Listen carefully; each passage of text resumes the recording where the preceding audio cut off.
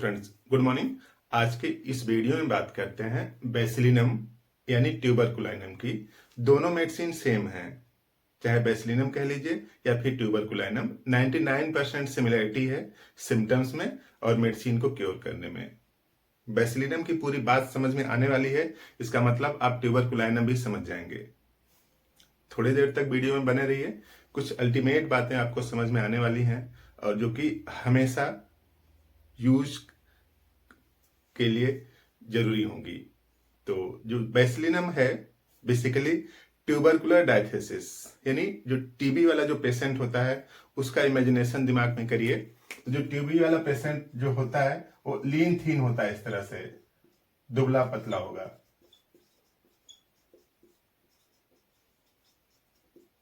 दुबला पतला। और जो उसका छाती होता है ना, जो चेस्ट होता है ना, वो भी नैरो चेस्टेड होता है। यानी पूरा अफेक्शन कहां से स्टार्ट है? चेस्ट से, छाती से। क्योंकि बॉडी को एनर्जी जनरेट करने के लिए यानी ग्रोथ के लिए एनर्जी की जरूरत है। देखिए, ग्रोथ के लिए किसकी जरूरत है? एनर्जी की। अब एनर्जी बनेगी तभी जब ऑक्सीजन आएगा, और ऑक्सीजन तभी मिलेगा जब लंग प्रॉपर काम करेगा। तो उसकी पूरी बॉडी का ग्रोथ नहीं हुआ होता एनर्जी की कमी की वजह से, या फिर ऑक्सीजन या फिर लंग की गड़बड़ी की वजह से। तो इसीलिए जो चेस्ट है वो नैरो है, 56 इंच का नहीं है, कम इंच का है, यानी शरीर के हिसाब से कम इंच का है। तो कमजोर पेशेंट है, और या तो उसको कभी टीबी हुई हो या फिर ट्यूबरकुलर हिस्ट्री हो उसके पेरेंट्स में, पेरेंटल जनरेशन में। तो ट्यूबरकुलर पेशेंट जो है या ट्यूबरकुलर जो हिस्ट्री है उसके पीछे एक बैक्टीरिया रिस्पॉन्सिबल है।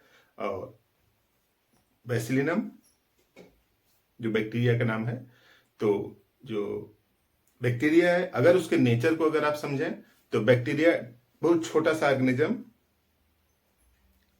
माइक्रोस्कोप से देखा जा सकता है, और वो पावरफुल माइक्रोस्कोप हो तो देखा जा सकता है। इतना छोटा सा ऑर्गेनिज्म है और उसके अंदर ग्रोथ की जबरदस्त क्षमता है, बहुत तेजी से डिवाइड होता है बेसिलिनम।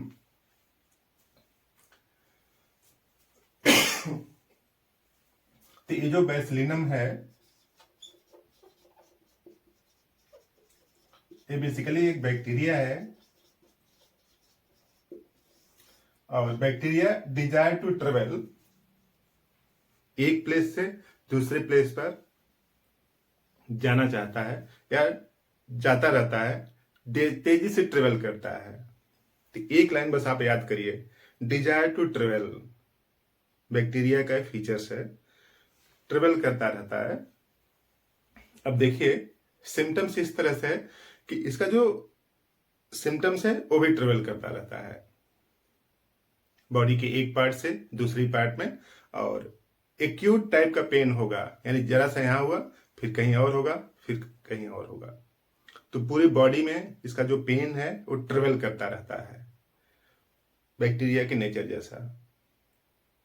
तो और बच्चा अगर है तो बच्चे को भी अगर आप कमरे में रख देते हैं, बैठा देते हैं उसको, तो इधर उधर घूमता रहेगा। या फिर उसको अननोन प्लेस पर ले जाइए, अपने घर से किसी दूसरे के घर पर ले जाइए, तो भी वहां पे बच्चा आसानी से घुल मिल जाता है, और कभी स्टेबल पर कभी उस टेबल पर रखा हुआ सामान इधर उधर छूता रहता है। तो बच्चे की नेचुरल टेंडेंसी है डिजायर टू ट्रेवल। बच्चा है तो इस तरह से ढेर सारी चीजें उसको चाहिए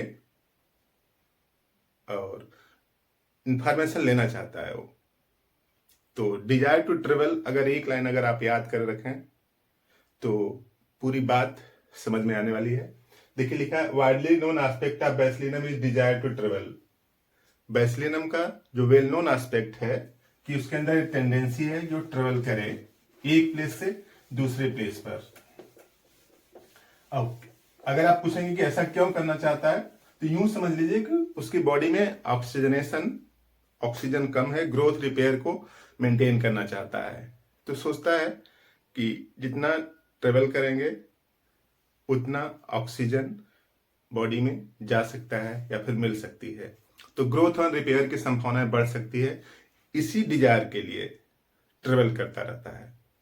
तो desire to travel, even symptoms ever changing one organ to another organ, symptoms भी ट्रेवल करते रहते हैं बॉडी में, कभी यहाँ हुआ, कभी वहां हुआ, कभी वहां, इस तरह से।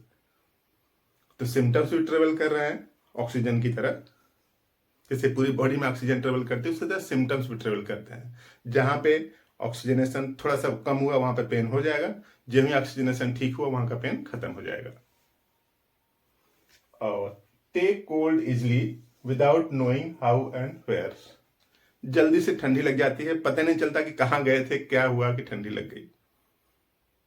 Slight exposure to cold affect tubercular patient, जरा सा भी एक्सपोजर हुआ ठंडी का और उसको सिम्टम्स आने लगे। अब देखिए उसकी बॉडी ऑलरेडी कमजोर है। टीबी वाला पेशेंट देखिए कैसा दिखता है, दुबला पतला दिखता है, तो उसके शरीर में ऑलरेडी एनर्जी की कमी है, तो कहीं से भी जाएगा तो एनर्जी आसानी से उसको नहीं मिल पाती और ठंडी लग जाती है। तो हाउ एंड वेयर उसको पता ही नहीं कि कहां पे ठंडी लग जाती है। और इमेसिएशन रैपिड एंड प्रोनाउंस्ड, कुछ दिन पहले तक उसका वेट ठीक था, लेकिन अब उसका वेट कम हो गया है, दुबला पतला हो गया है, तेजी से वेट कम हो गया है। ते भी लक्षण है ट्यूबरकुलोसिस का। और headache from right eye to occiput, जो दाहिनी आंख है यहां से हेडेक, ये भी माइग्रेट कर रहा है। हेडेक राइट आई से ऑक्सीपिट यानी पीछे कॉलर की तरफ पहुंच जाता है, इस तरह से, यानी राइट साइडेड हेडेक यूं समझ लीजिए जैसे संगुइनेरिया में होता है। तो उसका पेन ट्रेवल कर रहा है बॉडी के एक पार्ट से दूसरे पार्ट में, आंख से ऑक्सीपिटल रीजन तक। और acute cerebral and basilar meningitis, ये बच्चों में बहुत देखा जाता है कि बच्चा रात को सोया रहेगा, अचानक से जग जाएगा, चीखने चिल्लाने लगेगा। तो ये रीजन क्या है उसके पीछे का, acute cerebral and basilar meningitis. थोड़े टाइम के लिए ब्रेन की किसी पार्ट में इन्फ्लेमेशन हो जाता है, उसको मेनिंजाइटिस बोलते हैं। ब्रेन की चारों तरफ की जो मेम्ब्रेन है ना, जैसे खोपड़ी चारों तरफ की जो मेम्ब्रेन है उसको मेनिंजीज बोलते हैं, उसमें इन्फ्लेमेशन हो जाता है, उसको क्या बोलते हैं, मेनिंजाइटिस बोलते हैं। तो एक्यूट सेरेब्रल एंड बैसिलर पोर्शन में मेनिंजाइटिस होती है, इस कारण से बच्चा सोया हुआ रहता है, तेजी से जग जाता है, चीखना चिल्लाने लगता है, रोने लगता है। फिर थोड़ी देर में जो एक्यूट मेनिंजाइटिस है वो अपने आप सबसाइड कर जाती है, ठीक हो जाती है, फिर बच्चा अगेन सो जाता है। तो देखिए क्लियर लिखा है, acute cerebral and basilar meningitis, nocturnal hallucination, wake up from sleep, सोते हुए से जग जाता है, एंड फ्राइटेंड स्क्रीमिंग, घबराया और रोने लगता है, इस तरह से। तो ये अगर आपको बातें समझ में आ रही हैं तो उसके पीछे बस एक कारण है कि आपने एक बात को नोट किया कि डिजायर टू ट्रेवल करना चाहता है, और उसका जो कॉन्स्टिट्यूशन है टीबी जैसा है, ट्यूबरकुलर पेशेंट है। तो ऐसा अगर सिम्टम्स है, खासतौर से ये बच्चों में काफी देखा जाता है, इधर वाले भी देखा जाता है, लेकिन ये बच्चों की काफी समस्या है क्योंकि छोटा सा बच्चा है, रात को अगर वो जग जाता है तो जो पेरेंट्स हैं उनको काफी टेंशन होने लगती है, और पता नहीं क्या क्या सीटी अल्ट्रासाउंड रिपोर्ट 36 तरह की रिपोर्ट करवाते हैं, बेसिकली फाइंडिंग कुछ नहीं आती है। तो देखिए डिजीज अपना सिम्टम्स प्रोड्यूस करती है, उसके पहले ही बॉडी में कुछ डिफेक्ट चलने लगते हैं। तो होम्योपैथी ये मानती है कि ये जो डिजीज का जो सिम्टम्स है वो बाद में आया, सिम्टम्स, साइन और सिम्टम्स बाद में आए,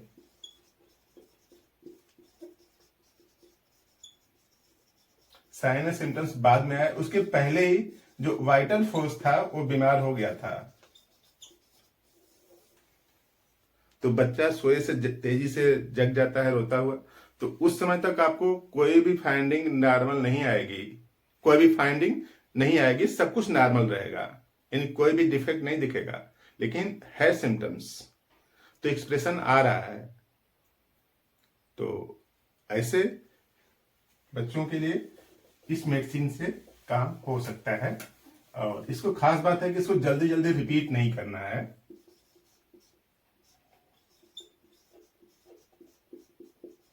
बैसिलिनम 1 mg की ले लीजिए और 4 बूंद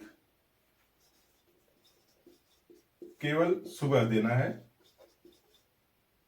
केवल सुबह और रविवार को।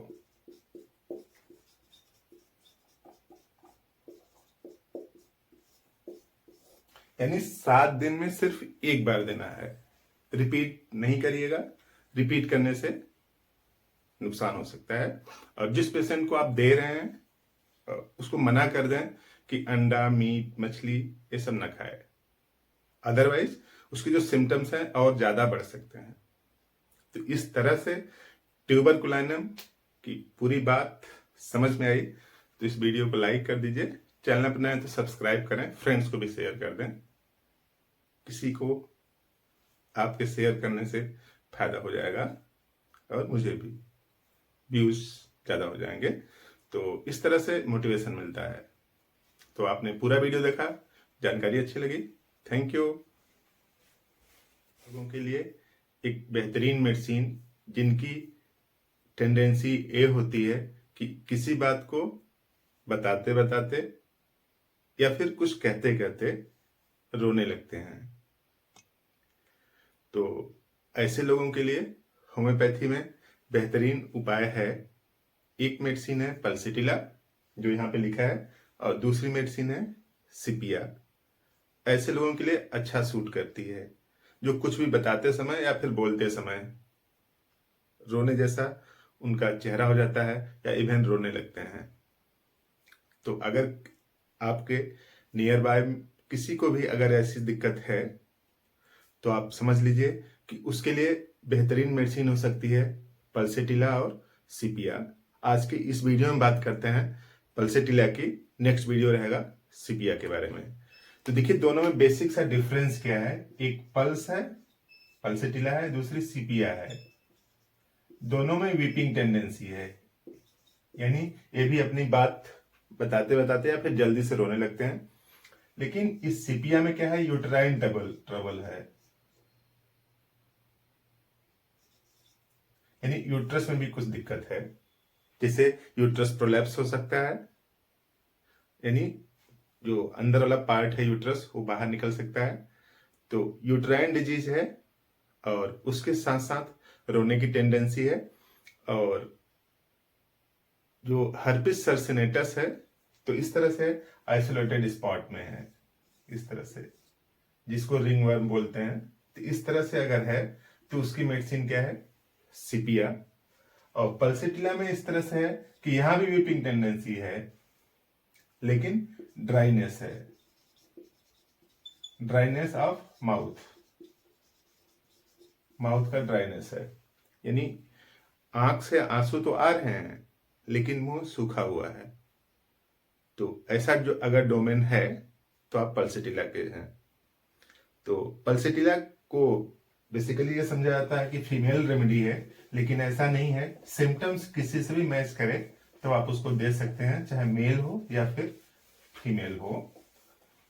तो वीपिंग टेंडेंसी है और उसके साथ साथ माउथ ड्राई है, सूखा है, प्यास नहीं लगती। पहला इंडिकेशन देखिए, वीप्स इजली विथ थ्रस्टलेसनेस, रोने की टेंडेंसी है, आंख से आंसू आ रहे हैं लेकिन मुंह क्या है, सूखा है, ड्राइनेस है। और दूसरा सिम्टम्स है सिम्टम्स चेंजिंग, जो भी सिम्टम्स हैं जैसे स्टूल है, चाहे पीरियड का है या फिर किसी टाइप का सिम्टम्स हो, वो चेंज कर रहा है। सॉफ्ट स्टूल, हार्ड स्टूल, जल्दी मेंसेस, लेट में मेंसेस, ज्यादा कभी कम। तो इस तरह के सिम्टम्स चेंज हो रहे हैं। इवन जो दर्द है वो भी बॉडी में अपनी पोजीशन चेंज करता रहता है, कभी सर में दर्द, कभी पेट में दर्द, तो कभी यूट्रस के आसपास दर्द, तो कहीं पे इस तरह से पेन भी शिफ्ट कर रहा है।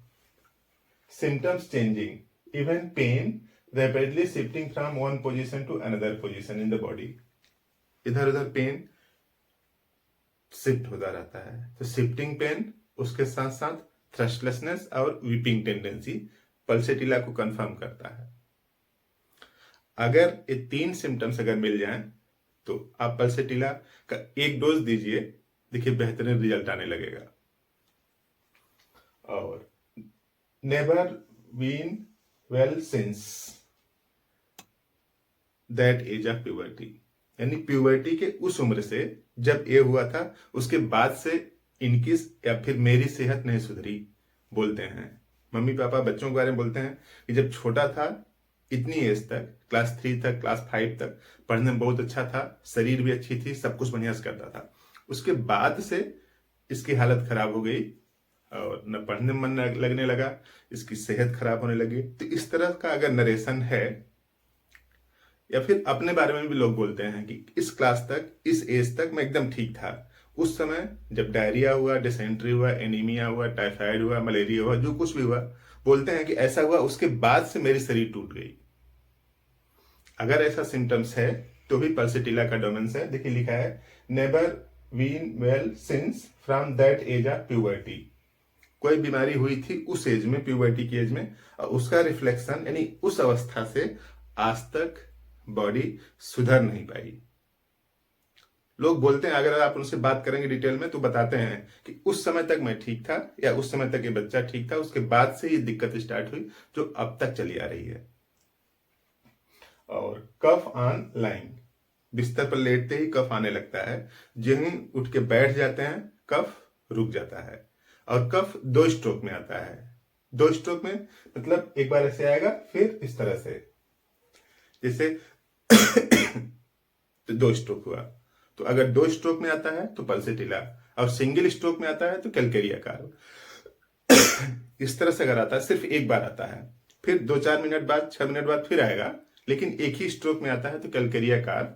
अब कई स्ट्रोक में आते हैं, मल्टीपल स्ट्रोक में आते हैं, जैसे धीरे धीरे इस तरह से, जैसे आया फिर इस तरह से ऐसे, तो कई स्ट्रोक में आते हैं तो क्यूप्रा मेटालिकम, स्टेनम मेटालिकम। तो इस तरह से जो पल्सेटिला का जो कफ है वो लेटते ही बिस्तर पर आ जाता है और आने लगता है, और जो ही वही पेशेंट उठ के बैठ जाता है तब कफ रिलीव कर जाता है, आराम आ जाता है या नहीं आता है। और एग्रीवेशन इन क्लोज रूम, यानी पल्सेटिला का पेशेंट चाहता है कि खिड़की दरवाजे खुले रहें, उसको ऑक्सीजनेशन की ज्यादा जरूरत है। जब ही आप कमरा बंद कर देंगे, खिड़की दरवाजे बंद कर देंगे, तो उसको सफोकेशन आने लगता है, अच्छा नहीं लगता। और जिस तरफ दर्द है उस तरफ लेट जाए, लेटने से उसको दिक्कत में रिलैक्स नहीं होता है।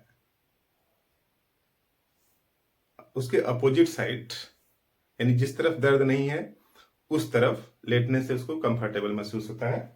और फैट रिच फूड, तेल या तेल से बनी हुई चीजें, अगर तेल उसमें ज्यादा है तो भी उसको दिक्कत हो जाती है फैटी फूड खाने से, ऑयली फूड खाने से। तो इस तरह के इंडिकेशन हैं पल्सेटिला के बारे में। पल्सेटिला बेहतरीन मेडिसिन है, ठीक तरीके से काम करती है। अगर 2-3 सिम्टम्स मिल जाएं तो समझ लीजिए कि ट्रायंगल बन चुका है, और उस ट्रायंगल पर वो मेडिसिन बेहतर काम करती है। तो पहला यही है कि थ्रस्टलेसनेस, पेन चेंजिंग, शिफ्टिंग और वीपिंग टेंडेंसी। तो आपके नियर बाय में देखिए कई लोग होंगे इस तरह से जिनकी मेडिसिन है पल्सेटिला, और पल्सेटिला से उनको आराम हो सकता है। तो इसी तरीके के और बेहतरीन वीडियो आपको मिलते रहें। चैनल को सब्सक्राइब करना पड़ेगा, नीचे जो रेड कलर के बटन दिख रही है दबा के उसको काला कर दीजिए, सब्सक्राइब हो जाएगा और आपको नया नोटिफिकेशन मिलता रहेगा। तो आपने पूरा वीडियो देखा, थैंक यू। फेरम मेटालिकम की बेहतरीन मेडिसिन है फेरम मेटालिकम, और किस तरह से इसके सिम्टम्स ओरिजिनेट होते हैं और कैसे इसको लिया जाए, पूरी बात समझते हैं। अंत तक देख लीजिए, कुछ बातें आपको समझ में आ जाएंगी। सबसे ड्रॉबैक क्या है कि बहुत कम टाइम देखते हैं लोग और तुरंत फोन कर देते हैं, जबकि ये बात ठीक नहीं है। जो ट्रीटमेंट है धैर्य वाला प्रोसेस है, और इसमें पूरी बात समझनी जरूरी होती है। तो यहाँ पे देखिए इस तरह से टोटल 5 लाइन लिखे हैं, और इस 5 लाइन में पहली लाइन जो लिखी है केंट साहब की मेट्रिया मेडिका से लिखा है, और बाकी 4 लाइन एलेंस्की मैथमेटिका से लिखा है। तो इस तरह से जो फेरम मेटेलिकम है, फेरम इसका जो कंपोनेंट है, जो आयरन है बॉडी में, हीमोग्लोबिन का इंटीग्रल पार्ट है। हीमोग्लोबिन के जो सेंटर होता है उसमें आयरन पाया जाता है। तो देखिए जैसे हीमोग्लोबिन है, हीमोग्लोबिन में क्या है, आयरन है, और आयरन की मेटाबॉलिज्म अगर गड़बड़ है, आयरन की मेटाबॉलिज्म गड़बड़ है तो सीधी सी बात है कि ऑक्सीजन का ट्रांसपोर्ट गड़बड़ हो सकता है। इसके अलावा भी जो आयरन है कई एंजाइम को सपोर्ट करता है। तो 1-2 लाइन बस समझ लीजिए कि अगर ऑक्सीजन का ट्रांसपोर्ट बॉडी में नहीं होगा तब पर्सन की इरिटेबिलिटी ज्यादा होगी। कोई भी पेशेंट या कोई भी आदमी इरिटेबल तब होता है जब उसके शरीर में एनर्जी कम होती है। एनर्जी कम हो तब इरिटेबल हो सकता है, या फिर उसकी जो इकोनॉमिक व्यवस्था है वो कमतर हो तब इरिटेबल हो जाता है। सामान्य सा कॉन्सेप्ट है कि जो कम पैसे वाले हैं या फिर कम बुद्धि वाले हैं, कम मतलब पैसा ही नहीं होता, बुद्धि भी होती है, उनको गुस्सा जल्दी से आ जाता है, इरिटेबल जल्दी हो जाते हैं। तो जो इरिटेबिलिटी है इस रेंज पे है कि थोड़ा सा पेपर अगर कोई बच्चा पलट दिया या पेपर की साउंड आ जाती है तो भी उसको इरिटेट करती है। यानी इरिटेबिलिटी का स्टैंडर्ड इतना ज्यादा हो गया है। सिम्टम्स की अगर बात करें तो देखिए क्लियर लिखा है, constitutional condition of ferrum is that pain and suffering come on during rest. कुछ लोग ऐसे होते हैं ना जो लगातार काम करते रहते हैं और रेस्ट नहीं लेना चाहते या नहीं लेते हैं, तो उनकी कॉन्स्टिट्यूशनल कंडीशन है कि फेरम बॉडी में कुछ संतुलित नहीं है। केंट साहब ने अपने मैथमेटिका में लिखा है, 526 पेज पर लिखा है कि फेरम की कॉन्स्टिट्यूशनल कंडीशन ऐसी है कि पेशेंट अगर व्यस्त रहेगा, काम करता रहेगा, तब वो ज्यादा कंफर्टेबल रहेगा, और जब ही रेस्ट करता है तो पेन और सफरिंग उसकी बढ़ जाती हैं। तो उसके पीछे का जो तर्क ये हो सकता है कि देखिए अगर वो काम करता रहता है तो उसकी बॉडी एक्टिव रहती है, एक्टिव रहती है तो ऑक्सीजन के ट्रांसपोर्ट में थोड़ी सी हेल्प हो पाती होगी, आयरन जो कमतर है वो भी पहुंचा पाता होगा। तो कोई भी पेशेंट अगर उसको मोशन से आराम मिलता है, अब बोलता है कि जब काम करते रहते हैं तब पता नहीं चलता कि दर्द करता है कि नहीं करता है, जब हम बिस्तर पर बैठते हैं आराम करते हैं तब पेन सफरिंग बढ़ जाती है। तो वो डोमेन में है फेरम मेटेलिकम के। और दूसरा सिम्टम्स लिखा है कि always feels better on moving slowly. धीरे धीरे गति करता रहेगा, कुछ करता रहेगा, इंगेज रहेगा, तब वो कंफर्टेबल महसूस करता है। इसीलिए कुछ लोगों की टेंडेंसी होगी कि लगातार काम करते रहते हैं और अपने को बिजी रखने में उनको आराम मिलता है, कंफर्टेबल महसूस करते हैं, और जहीं रेस्ट में आते हैं तो कोई दिक्कत महसूस होने लगती है। और irritable due to slight noise like crackling of paper. Paper के साउंड से भी, पेज पलटते हैं तो थोड़ी सी जो आवाज होती है उस साउंड से भी ये वहां से इरिटेबल हो जा रहे हैं। तो आप समझ लीजिए कि फेरम मेटेलिकम की सिचुएशन है। ओपीएम में भी था कि घड़ी के टिक टिक से भी उसको दिक्कत हो रही थी, उसकी नींद खुल जा रही थी।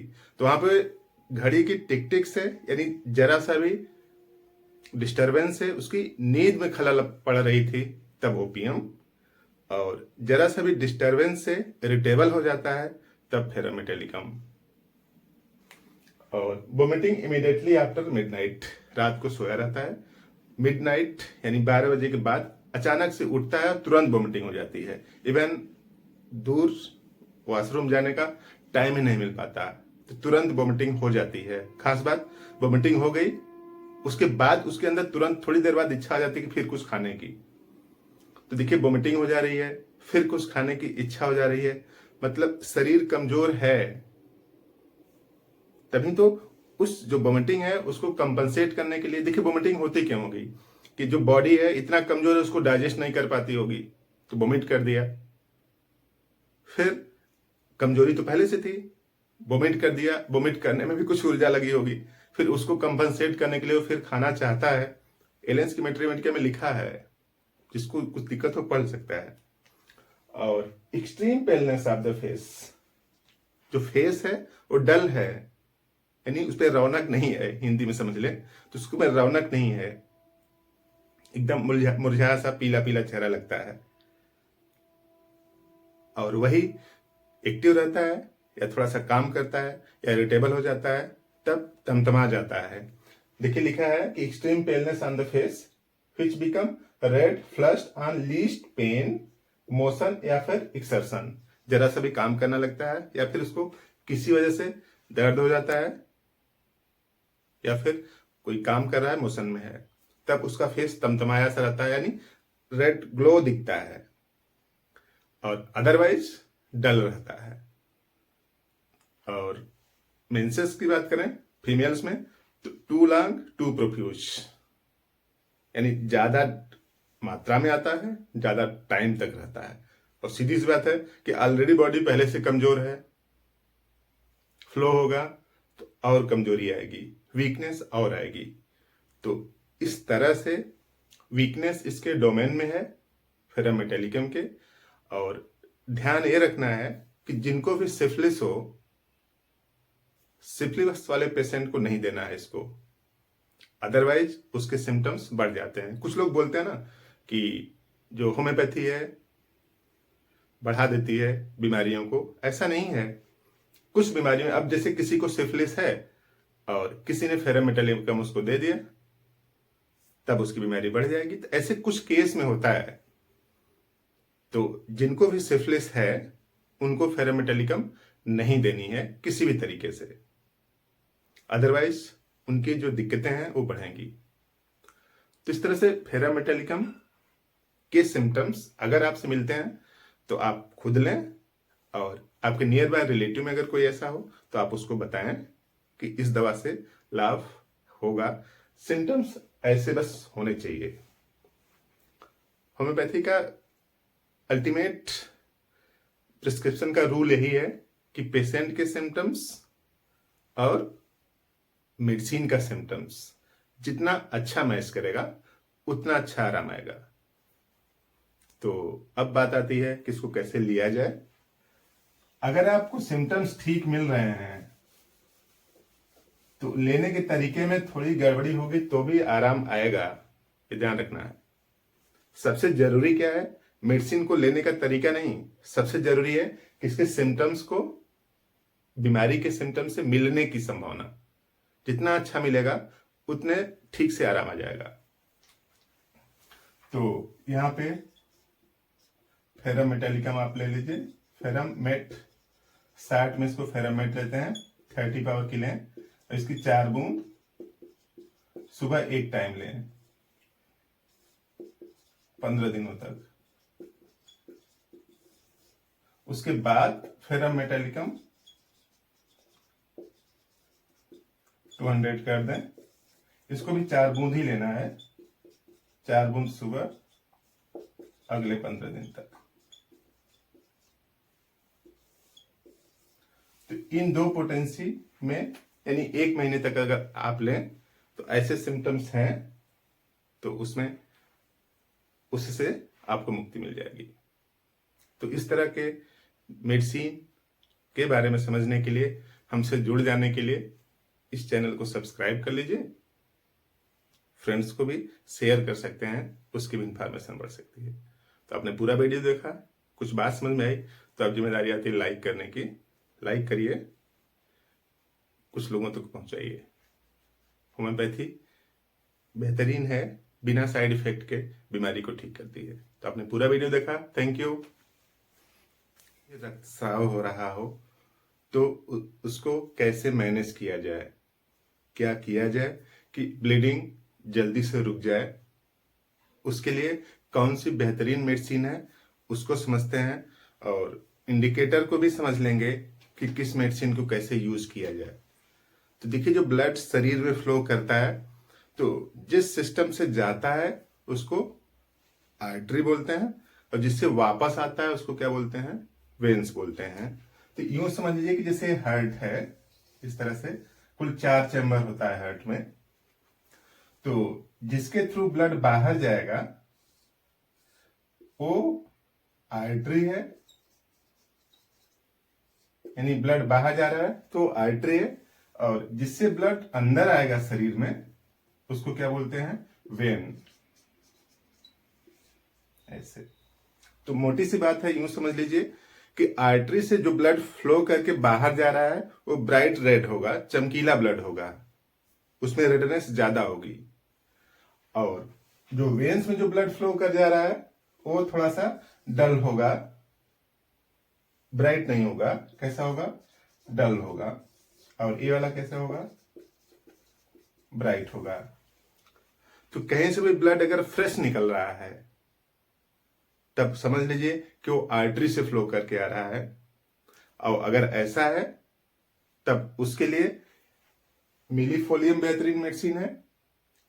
और ब्लड थोड़ा सा डार्क कलर यानी डल कलर का आ रहा है, यानी वेन्स वाला ब्लड निकल रहा है, तो उसके लिए हेमामिलिस मेडिसिन है। तो 2 मेडिसिन, हेमामिलिस और मेलिफोलियम, किसी भी प्रकार का रक्तस्राव कहीं से भी हो रहा है उसको ठीक कर सकती है। तो ध्यान देना है, एक बार फिर से समझ लीजिए कि जो मिलीफोलियम है जब ब्लड ब्राइट हो यानी फ्रेश ब्लड निकले, यानी आर्टरी वाला ब्लड निकले, और हेमामिलिस जब ब्लड वेन्स वाला निकले यानी थोड़ा सा डल निकले। तो आज के इस वीडियो में हम लोग बात करते हैं हेमामिलिस की। इन दोनों मेडिसिन का यूज करने से किसी भी प्रकार का रक्तस्राव हो, चाहे माउथ से हो, नोज से हो, लंग से हो, यूट्रस से हो, किडनी से हो, भी है किसी भी प्रकार का रक्तस्राव हो उससे आपको मुक्ति मिलेगी। इंडिकेशन की अगर बात करें तो लिखा है, देखिए, पेनलेस। मेलिफोलियम का पहला फीचर्स है कि दर्द नहीं होगा, यानी शरीर से ब्लड निकल रहा है लेकिन दर्द नहीं हो रहा है। Painless, haemorrhage from bright red blood from any part of body, body के किसी भी पार्ट से पेनलेस बिना दर्द के रक्तस्राव हो रहा है, और जो रक्त निकल रहा है ब्राइट रेड है, पहला इंडिकेशन।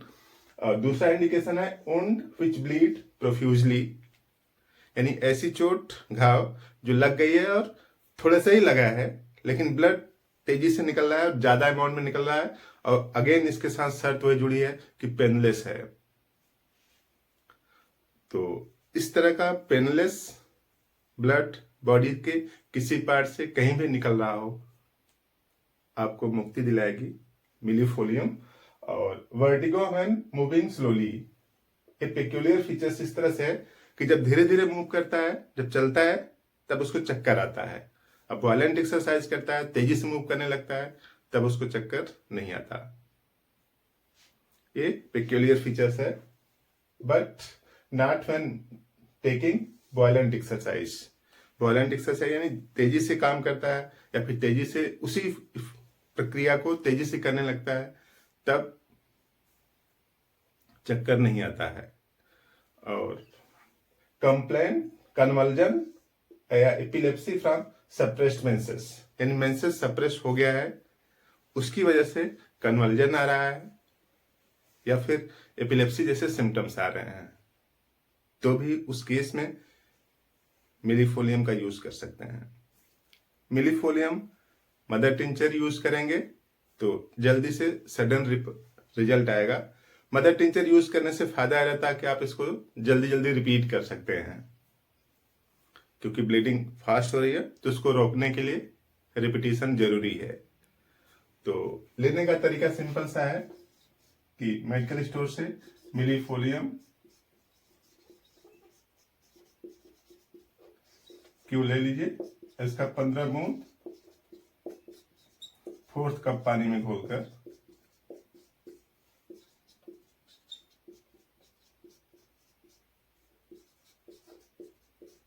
तीन बार ले लीजिए इसको। इस दवा को लेने के साथ साथ और जो उपाय आप कर सकते हैं उनको भी करें। ब्लीडिंग कहीं से भी हो रही है, इस दवा से रुक सकती है, रुक जाएगी। तो इसी तरीके के और बेहतरीन वीडियो आपको मिलते रहें। चैनल को सब्सक्राइब करना होगा, सब्सक्राइब कर लें ताकि नया नोटिफिकेशन आपको मिल जाए और जानकारी रहेगी तो कभी भी यूज आ सकती है। तो इस तरह से बीमार होने की संभावना को कम कर सकते हैं इंफॉर्मेशन बढ़ा के। बात पसंद आई तो इस वीडियो को लाइक करें और फ्रेंड्स में शेयर भी कर दें, किसी का भला हो सकता है, हो जाएगा। तो आपने पूरा वीडियो देखा, थैंक यू।